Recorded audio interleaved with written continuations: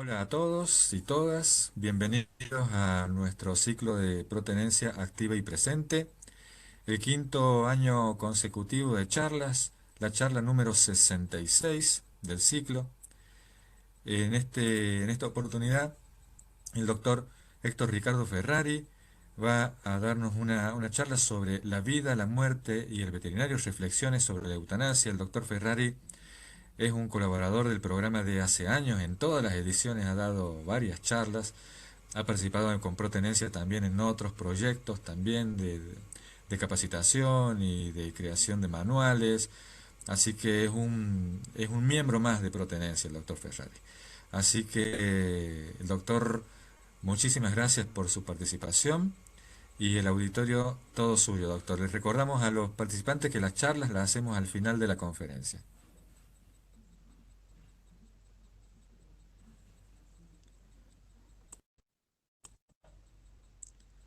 Doctor, todo suyo.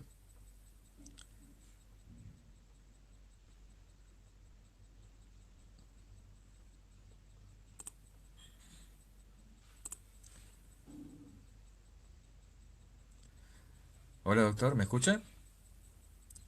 Ahora no lo Sí, te veo. nos caíste un rato. Ah, ahora no lo veo, pero sí lo escucho. Le No hay decía mucha que ya está, desventaja. es todo suyo el auditorio, así que puede comenzar con la presentación. Macanudo, ¿qué tal? Voy a empezar compartiendo pantalla, veamos si lo logro.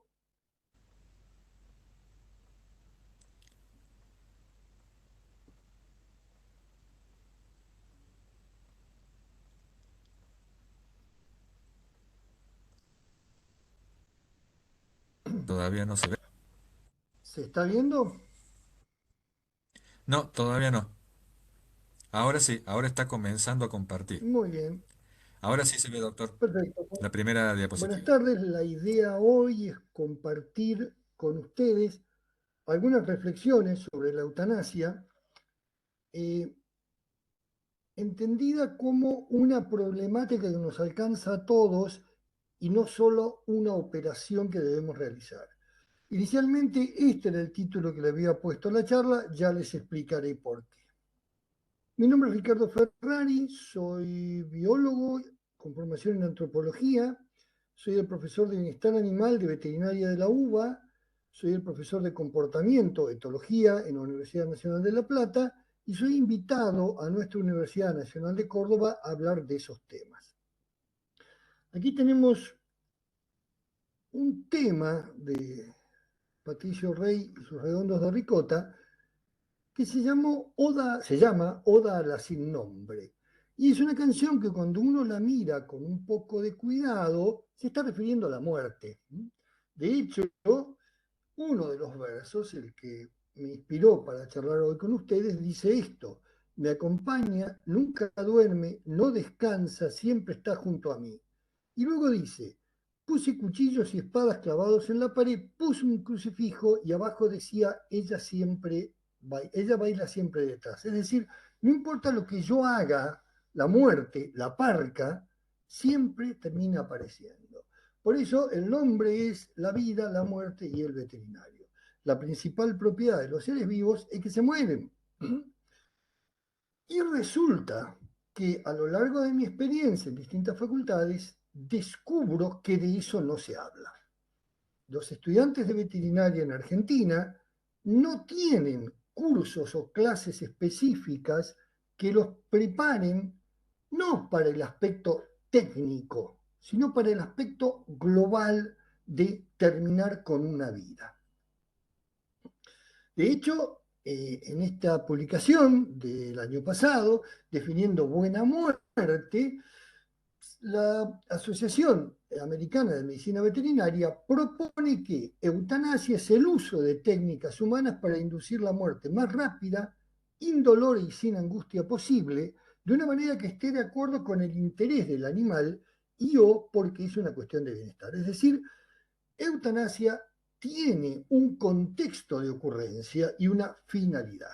Pero esta misma publicación comenta que originalmente eutanasia no era un procedimiento para terminar una vida.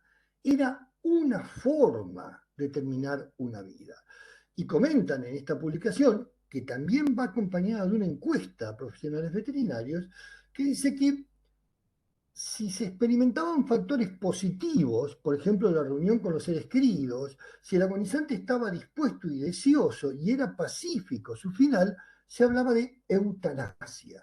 La eutanasia no era un procedimiento, sino algo que debía construirse ante lo inevitable, conducirlo de cierta manera. Recién a fines del siglo XIX pasa a tomar la forma, la voz pasa a tomar el significado actual, que es forma activa de poner fin a la vida. Es decir, la eutanasia era algo mucho más complejo que tenía que ver con cómo me paro yo ante mi final o el final de otro. En esta publicación sobre la buena muerte hacen una serie de encuestas y yo quiero llamar la atención sobre el punto 3.1, que es cómo los preparaban en la escuela de veterinaria. Se les pide que indiquen el nivel de comodidad con la eutanasia, con el hecho de tener que comunicarla, y la mayoría de los veterinarios, 74%, respecto del procedimiento médico y 55% respecto de la comunicación, se manifiestan conformes, es decir, han logrado incorporar este momento particularmente crucial de su profesión a sus vidas.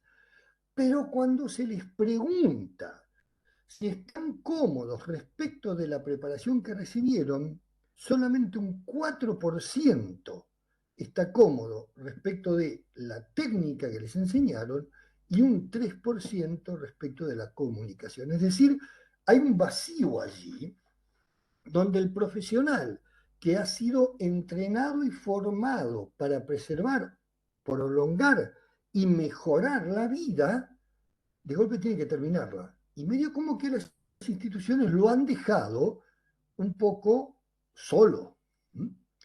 En Argentina el auto eutanásico se encuentra contemplado en la práctica veterinaria, en el Código de Ética Profesional, y se dice que debe reducirse la eutanasia a los casos debidamente justificados, conciliando los intereses particulares con los de la comunidad, los principios de salud y el espíritu de las leyes. No es necesario que te haga notar que no dice cuáles son los casos debidamente justificados. Muy bien. ¿Qué tengo aquí entonces? Algo que aparentemente no es un objeto específico de los planes de estudio. En una publicación del 2009, Actitudes a la eutanasia animal y su correlación con la eutanasia humana, se cuenta que si uno distingue tres grandes tipos de eutanasia, lo puede hacer en términos de la absolutamente justificada, es la única opción basada en el bienestar del animal, un sufrimiento incoercible, eutanasia contextualmente justificada, el tratamiento está disponible, pero puede no ser la mejor opción, por ejemplo, porque se trata de animales con agresiones impredecibles, y una eutanasia no justificada. Existe una variedad de alternativas, como el realojamiento, pero el propietario lo rechaza. En mis cursos, en las distintas facultades, los estudiantes han tenido contacto con los tres tipos de eutanasia, inclusive con eutanasias del tipo de me tengo que mudar y no me lo puedo llevar. Doctor, ¿me escucha?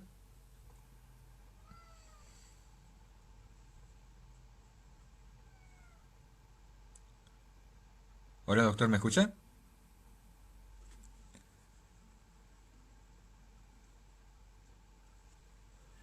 Genio y la etapa de estudio Hola, fueron negativas, o sea, los doctor, ¿me escucha? veterinarios, ¿sí? Sí, fíjese si puede anular el video porque por ahí se escucha el audio entrecortado. Entonces, Ah, muy para que bien. vaya, A ver, ya, primero dejo de compartir, detengo el video y sí, vuelvo a para que compartir. vaya toda la conectividad destinada al audio. Perfecto, ahí voy. Bárbaro, gracias.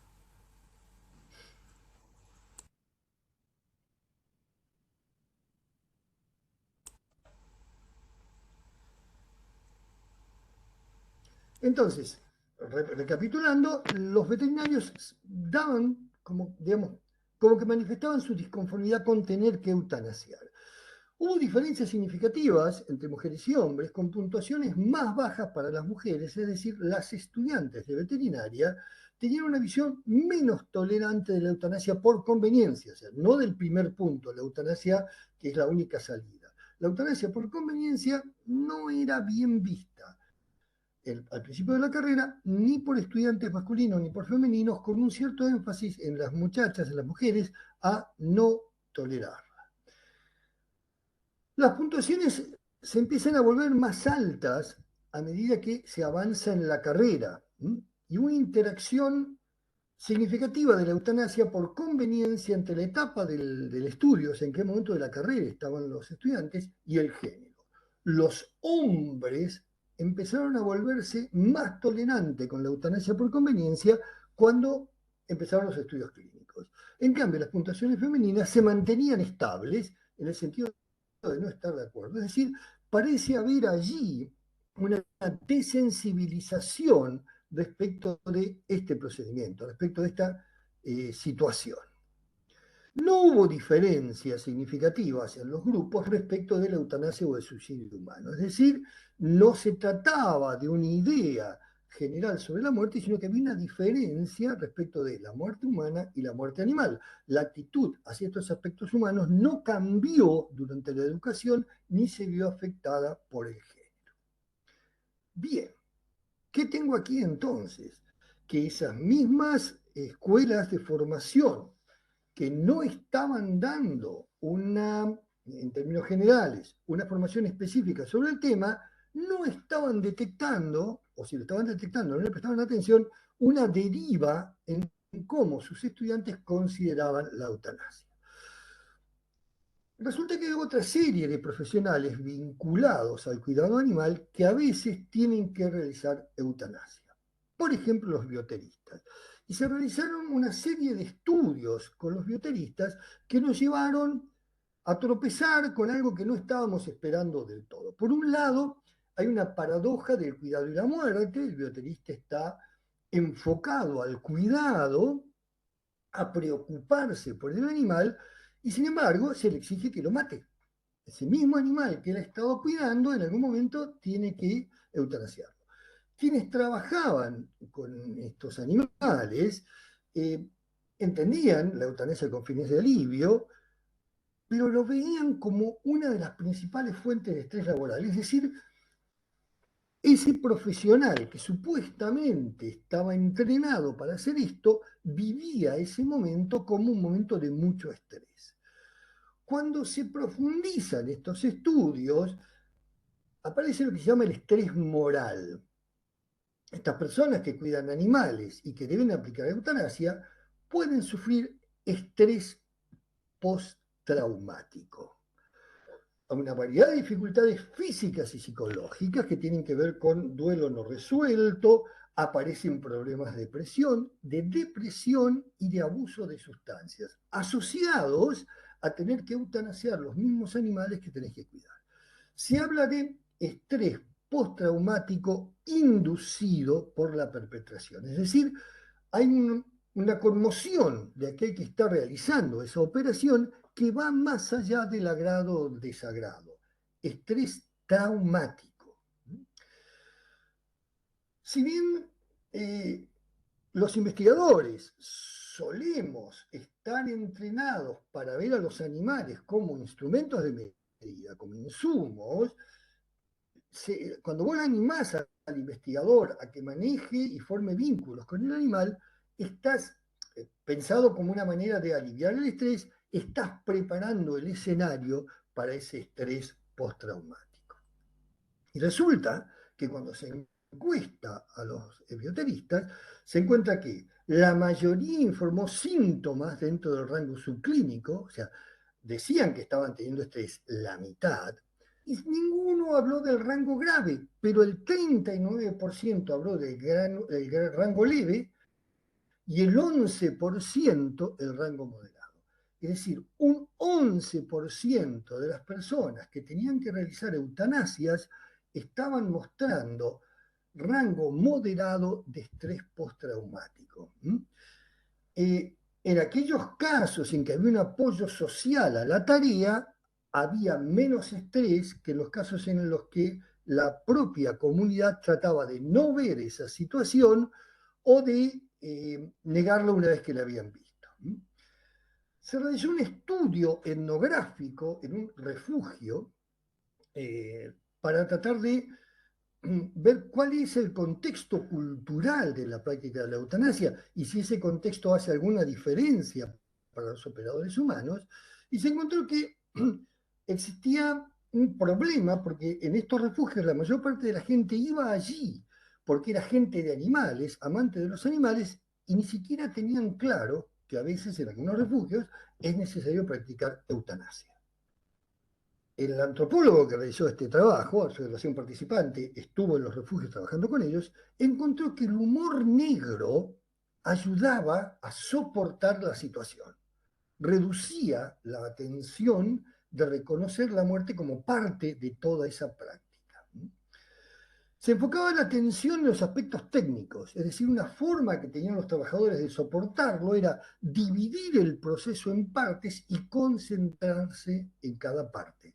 Los trabajadores compartimentalizaban el acto técnico y empleaban un lenguaje específico, de manera tal que se tomaba una distancia con este suceso. E inclusive es muy interesante porque en otra parte del trabajo, que no lo voy a presentar ahora, los propios operadores no contaban a su familia lo que hacían. No decían que habían tenido que eutanasiar, relataban otras tareas. La matanza del animal, vista como un acto humanitario, los ayudaba a sostenerlo, ¿no? No me gusta ser parte de la eutanasia, pero el otro destino del animal sería peor. Y luego había aspectos éticos. Los trabajadores empezaban a poner la responsabilidad de tener que matar un animal en el propietario negligente o, en el caso del bioterista, en el investigador desaprensivo. Es decir, ahí hay un nudo moral que está interpelando la mirada que uno tiene de sí mismo. Bueno, ahí hay una comunidad, se termina generando una forma de comunidad donde la eutanasia es percibida como algo que se debe hacer porque algo no está funcionando en la sociedad, el apego es la norma, con lo cual aparece un problema de ruptura, de duelo cuando es necesario realizar la eutanasia, eso explicaría ese 11% de estrés postraumático, y esa eutanasia hay que adaptarla a las preocupaciones, hay que respetar el interés del animal y no oponerse a él. Es decir, el operador tiene que respetar ese animal que ha llegado a una situación que solo permite un tipo de desenlace.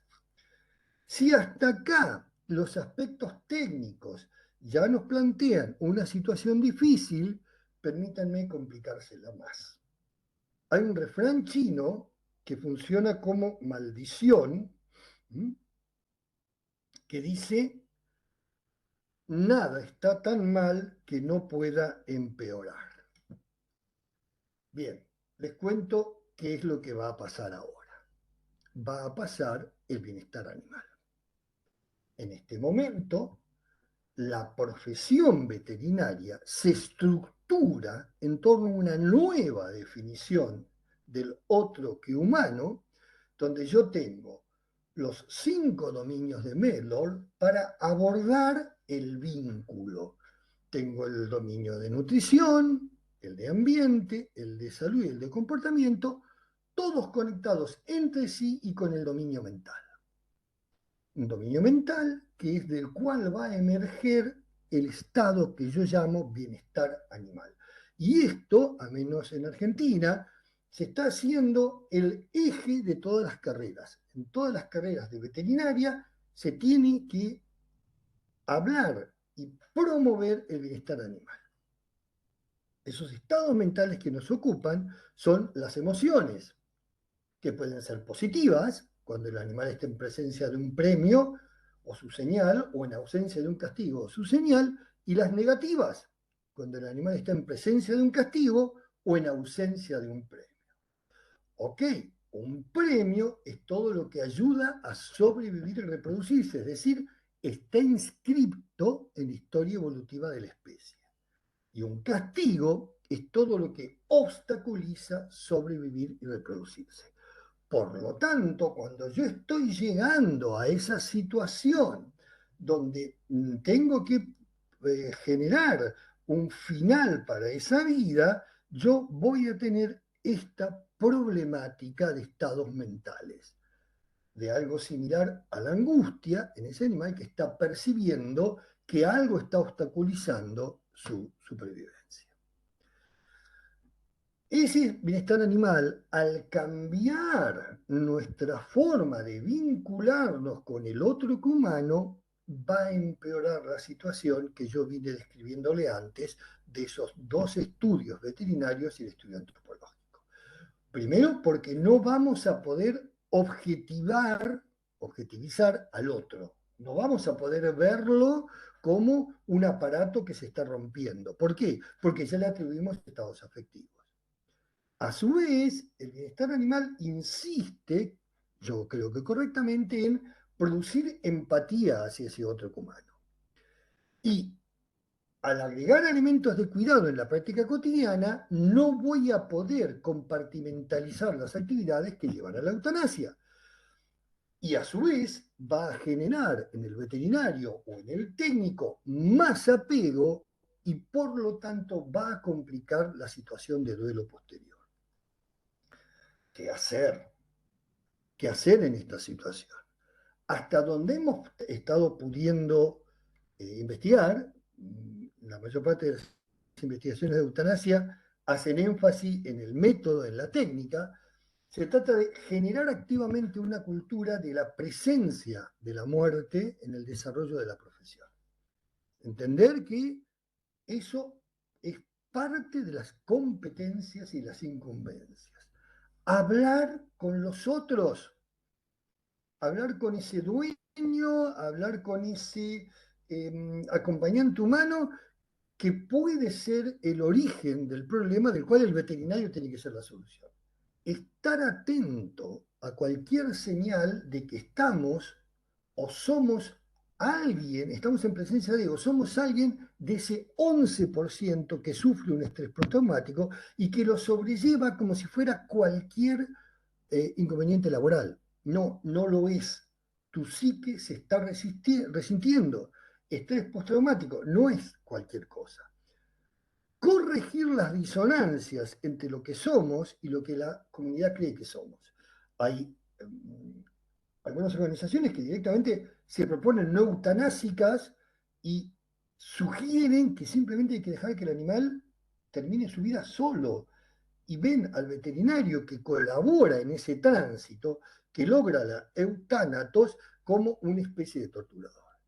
Y lo principal, producir espacios de formación y reflexión en las facultades, en las asociaciones profesionales, en grupos transdisciplinarios, filosofía, psicología, porque si no, no solamente no vamos a poder cumplir los objetivos de esta eutanasia en los otros humanos, sino que vamos a dañarnos como profesionales.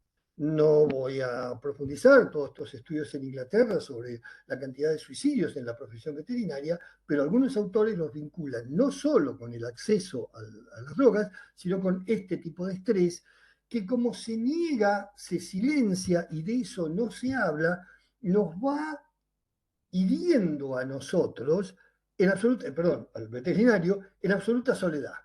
La comunidad lo considera una parte más de la profesión y no entiende que es la parte complicada de la profesión, la parte donde tengo que hacer todo lo contrario a lo que yo creo para favorecer a ese paciente otro humano que tengo ahí.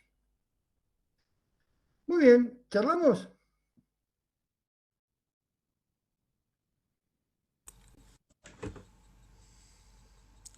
Bueno, doctor, realmente muy profundo todo. Bueno, a los participantes, bueno, está abierto el chat para quienes quieran realizar preguntas al doctor. Eh,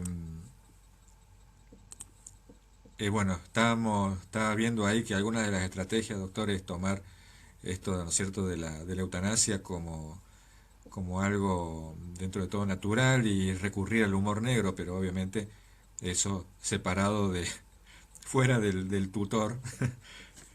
Pero bueno, el acompañamiento y la preparación de los colegas en la formación académica universitaria es muy importante y como usted bien dijo, el bienestar animal está incluido en las currículas en forma transversal, pero el tema, este punto de la eutanasia, quizás así tal cual está, no, así que eso depende de cada espacio de, de curricular, de crear, valga la redundancia, el espacio de reflexión.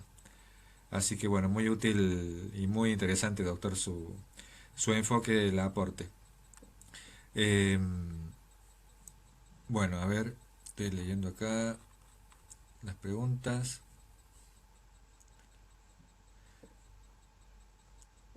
Eh,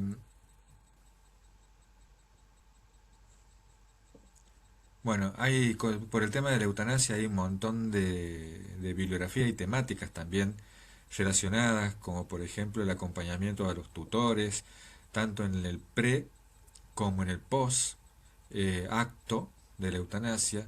Eso es muy importante. Y hay también algunos trabajos que hablan sobre una especie de escala para valorar el bienestar animal y en función de esa escala determinar cuándo el animal está o ha perdido ese bienestar animal necesario y en el cual debemos pensar en esa eutanasia. Eh, no sé, doctor, si usted... Sí, de Ahí hecho, tengo en el el próximo trabajo Cayer. donde Mellor propone los 5 dominios, habla de las 5 vidas y propone que hay una condición de vida que solo puede mejorar por la eutanasia. Dice que es una vida de tan mala calidad y tan fuera de las posibilidades médicas que la única salida humana es la eutanasia. Esto es terrible porque se supone que un veterinario no está allí para eso.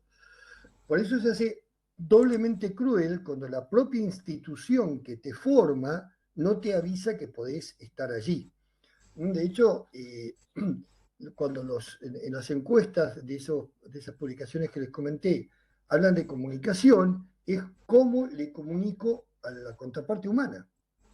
Cómo le explico a esta persona que trae un animal que ha sido su compañía de vida, que la medicina ha llegado hasta acá y que ahora hay poco o nada para hacer. Eh, Eso es lo que genera ese tipo de estrés, inclusive, sobre todo con los estudiantes más jóvenes, muchos creen que es opcional.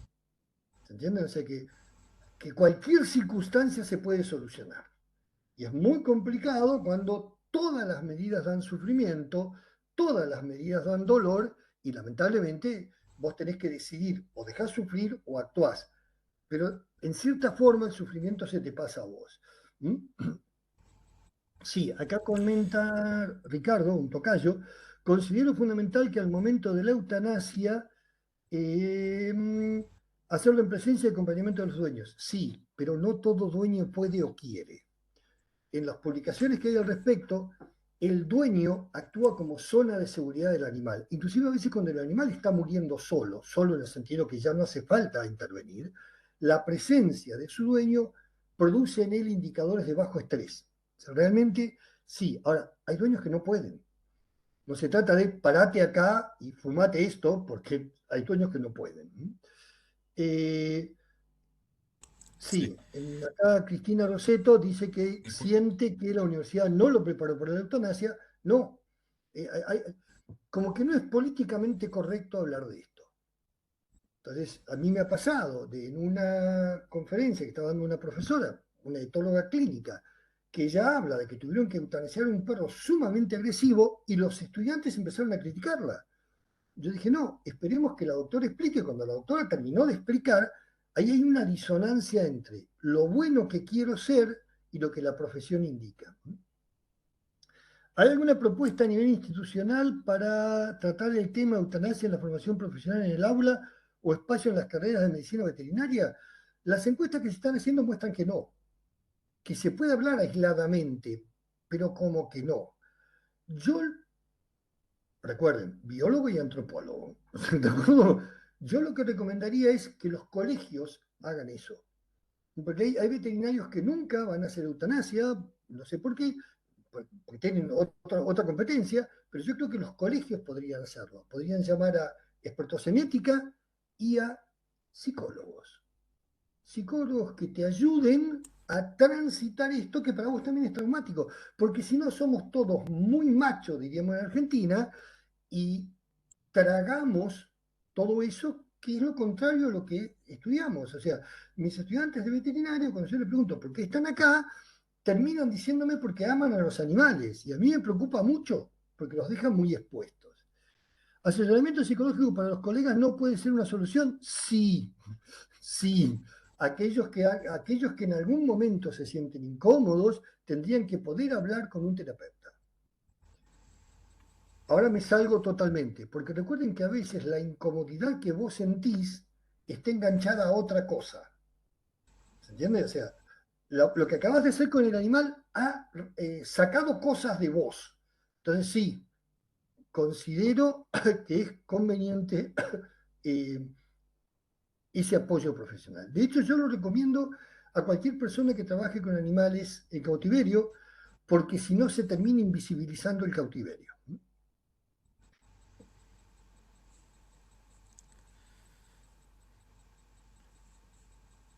Bueno, ahí Francesca comenta que en la universidad dice que nunca le hablaron tampoco de la eutanasia ni de cómo abordarlo con los tutores.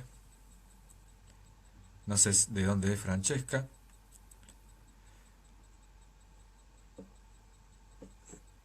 Moira dice que debería formarse de Chile.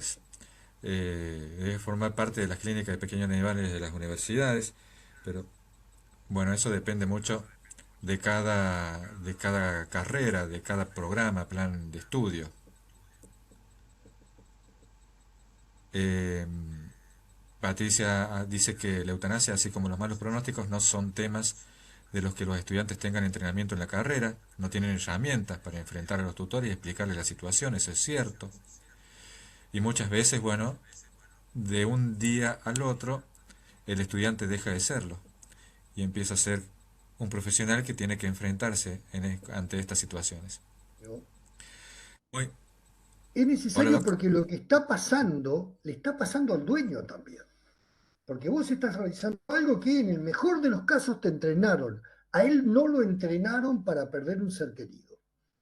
No existe eso. Sí, efectivamente. De hecho, una recomendación es charlar antes, que todos entiendan lo que va a pasar y por qué va a pasar. Y si hay dudas, volver a charlarlo. Eso está todo en la segunda publicación que les mencioné. ¿Considera el autor que hay una posibilidad que la exposición prolongada a caso de eutanasia, aceptando la muerte como una posibilidad de liberar? A ver, Mónica Cepeda supongo que se está refiriendo a esto que le hablé yo de las tasas de suicidio. Yo creo que sí. No hay estudios concretos sobre esto. Lo que hay es una gran luz de alarma, que yo traduciría así. No te quedes solo con esto. No trates de manejarlo solo. Habla con colegas y si juntos no pueden, vayan juntos, cachen un terapeuta, páguenle una cerveza o lo que sea que tomen ustedes. Hermano, ¿qué hago con esto? Porque si no, el principal recurso para la salud animal, que es el médico veterinario, se me va dañando porque no lo cuido. Entonces, construyamos ese espacio de cuidado. María dice, también es difícil tratar estos temas con usuarios de perros guía o de asistencia. Sí, claro. Y además, esas personas, en términos sistémicos, son uno con el animal. ¿Entiendes? Son uno, forman un sistema aparte. Estás matando una parte de él. Sí, sí, totalmente de acuerdo. ¿Mm? ¿Cómo sugiere que nos dirijamos a una persona antes de una práctica? Cirugía con anestesia general, de explicar que puede morir el animal. Mira, esto que te voy a decir es terrible. Recordá, no soy veterinario, te estoy hablando desde la mirada antropológica. Dirigite sin eufemismos. ¿Se entiende? Bueno, sí, hay una probabilidad, pero es muy baja. No, no, no. Da el número y decí, para este animal, ese número, ¿qué significa? Porque es fácil decir el 10% y resulta que este animal tiene una cardiopatía, ¿se entiende? O sea, lo siento, no es agradable, pero la verdad en estos casos prepara y te protege. Porque si vos como médico decís, no, no es grave, hay un 1% y justo fue ese animal, lo que pasa por la cabeza del humano es mala praxis. Lo siento, lo poco que he visto de ese punto es directo, nada de eufemismos.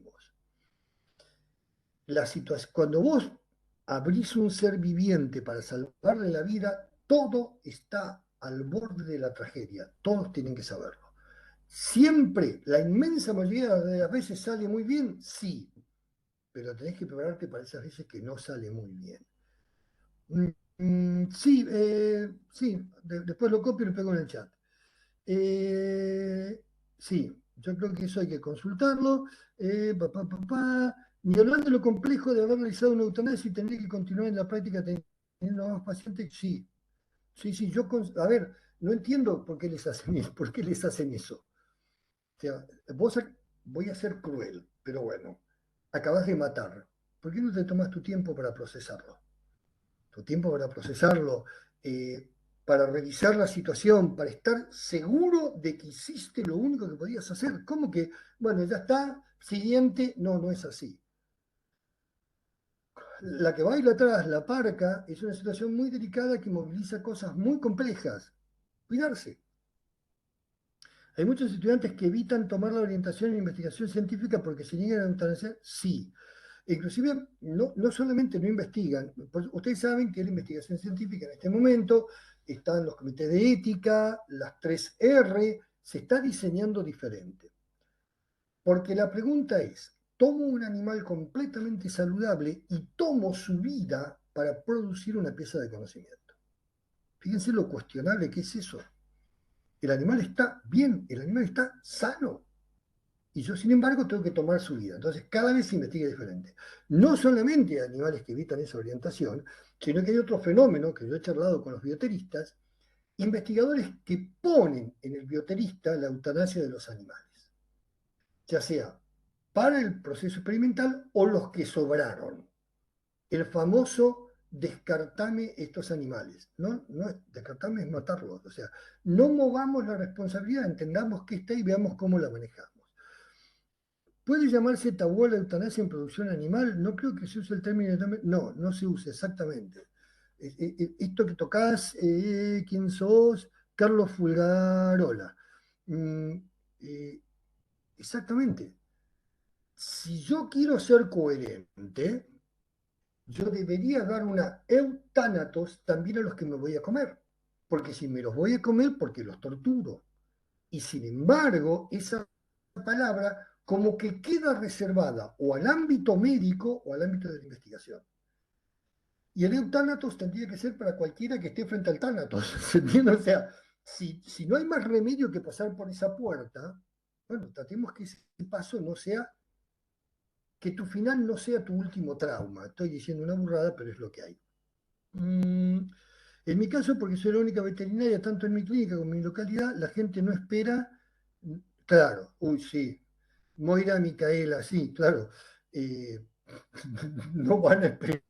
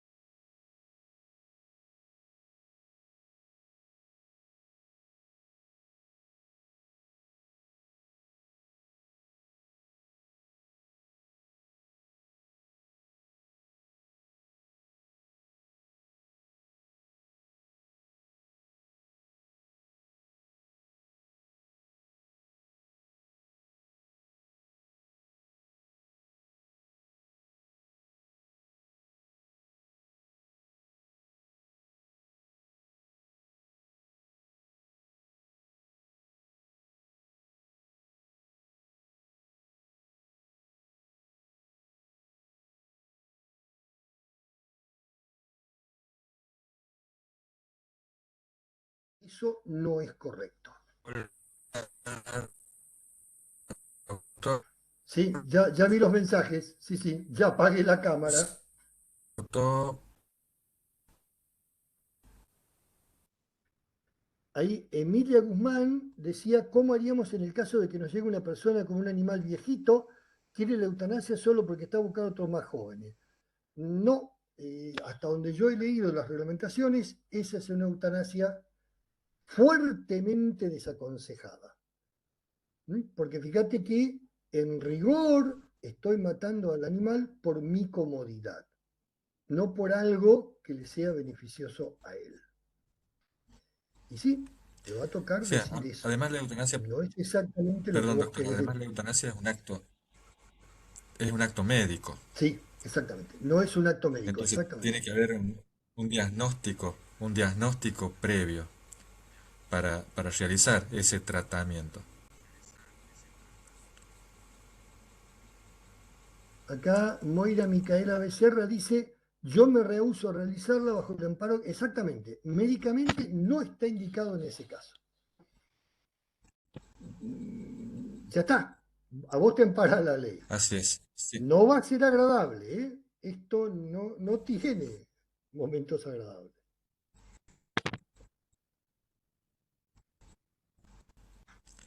así es. Doctor, muy, bueno, muy enriquecedora la charla. Muchísimas gracias. Le agradecemos también a todos los participantes que se han conectado. Vamos a enviarle por correo electrónico a todos aquellos que se han conectado los trabajos, estos que hacía referencia el doctor. Eh, Así que, doctor, después se los voy a pedir, así que los envío. Acá los clics. Gracias por el participación. Y los invitamos a la próxima charla, que va a ser de acá 15 días, de un tema relacionado, que lo va a dar la periodista Valeria Shapira, sobre un tema relacionado que es adiós, cómo afrontar la partida de nuestros mejores amigos. Este es un tema que va a ser abierto a todo público, así que van a recibir las invitaciones por esto, por los canales que han recibido la invitación de la charla de hoy y por las redes. Es un tema el que viene para compartir con sus clientes, y con todos ustedes también, incluido, para saber cómo afrontar el tema de la partida de los animales de compañía que son miembros de la familia multiespecie. Así que bueno, doctor, los saludo nuevamente. Muchas gracias, como siempre, por la colaboración de siempre. No sé si está escuchando. Así que bueno, muchas gracias también a todos Sí, sí, te estaba y nos escuchando. Hay veremos en un la colega que próxima. pregunta por la Casa Mayor en Jauría. En todo Sí, caso, te pasan usá mi correo de la facultad y lo charlamos. perfecto. Ya te Bárbaro, lo doctor. pongo en el chat.